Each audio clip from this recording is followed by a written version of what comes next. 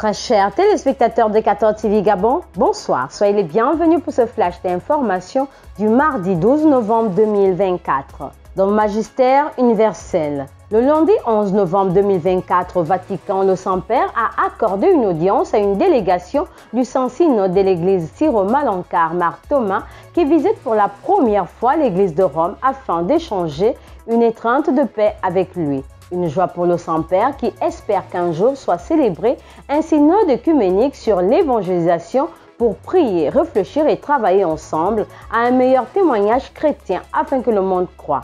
Pour le pape François, la synodalité est inséparable de l'œcuménisme du fait que tous deux se fondent sur l'unique baptême que nous avons reçu. Il a ajouté dans son propos que la véritable église Syro-Malankar Marc Thomas se définit à juste titre comme une église pont entre l'Orient et l'Occident.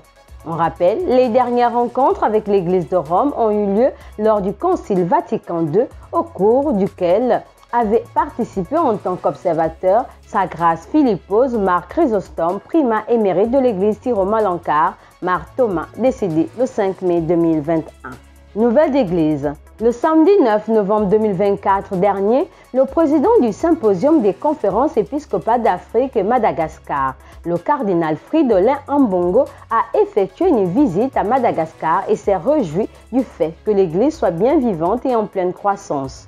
Plusieurs sujets ont été abordés dans l'évangélisation et l'inculturation dans l'esprit de la synodalité, la formation des prêtres, des jeunes et des laïcs, l'importance de la structure qu'il gère, son rôle, son organisation et sa réforme.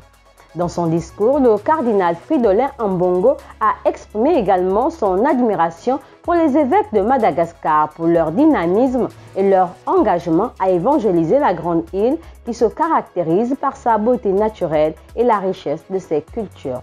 Dans le magistère local, ce mardi 12 novembre 2024 s'est ouvert à Libreville les travaux de la session extraordinaire de la conférence épiscopale du Gabon.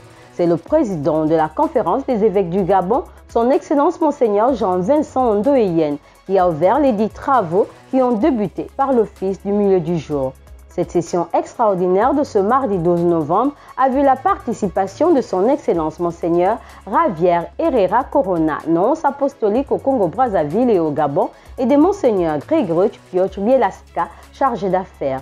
On note que cet office a été présidé par son Excellence Monseigneur Ezebu Chinekezi Obonamanaou, évêque du diocèse de Port-Gentil. Souhaitons une fructueuse session à nos pères évêques. Le lundi 11 novembre 2024, le nonce apostolique au Gabon, son Excellence Monseigneur Javier Herrera Corona, a effectué une visite du complexe scolaire Saint-François d'Assise de la paroisse Saint-Thomas d'Entôme.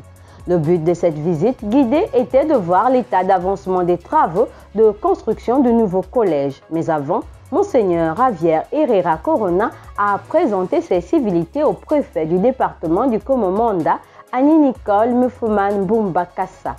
On rappelle, le complexe scolaire Saint-François d'Assise de Saint-Thomas est administré par les prêtres de l'ordre des frères mineurs capucins. Église en marche. Il s'est tenu le week-end écoulé à la paroisse Saint-Claret de Lastorville dans le diocèse de Franceville une réunion de planification des activités du doyenné de l'Oguelolo. Au cours de cette réunion présidée par Monseigneur Alexandre Luemba, vicaire général du diocèse, il s'agissait également de préparer le lancement des activités dans les différentes paroisses qui composent ce doyenné pour cette nouvelle année pastorale 2024-2025. On reste dans le doyenné de l'Oguelolo pour parler du lancement des activités des membres du mouvement des travailleurs chrétiens. C'est au cours de la célébration eucharistique présidée par l'abbé Ross Lasnel Mabéi, administrateur de la quasi-paroisse Saint-Charles Luanga de Kulamoto, qu'a été officiellement envoyé en mission d'évangélisation tous les membres du dit groupe. Une joie pour ces derniers qui ont rendu gloire à Dieu pour les bienfaits reçus au cours de l'année écoulée et ont confié au Seigneur cette nouvelle année pastorale. Diocèse de Franceville. Au cours de la messe du 32e dimanche du temps ordinaire année B, l'abbé Léandre Mapoba, curé de la paroisse Saint-Dominique de Mwanda, a procédé au lancement des activités des groupes et mouvements de la paroisse dont il a la charge. Dans son homélie, l'abbé Léandre Mapoba a invité les fidèles au partage sans compter à l'exemple des 2 récits de la parole de Dieu extraite de l'évangile de Saint Marc au chapitre 12, les versets 38 à 44. La rencontre du prophète Élie avec la veuve de Sarepta et celle de Jésus qui cite le bol de la veuve qui donne au temple tout ce qu'elle a pour vivre. Ce fut un moment de partage et de communion pour les fidèles vêtus particulièrement pour cette occasion. Chers téléspectateurs de 14 TV Gabon, c'est ainsi que s'achève votre flash d'information de ce mardi 12 novembre 2024. Nous vous remercions de l'avoir regardé. En marche vers les 200 ans de l'histoire de l'évangélisation de l'Église catholique au Gabon. Gardons la foi, l'espérance et la charité.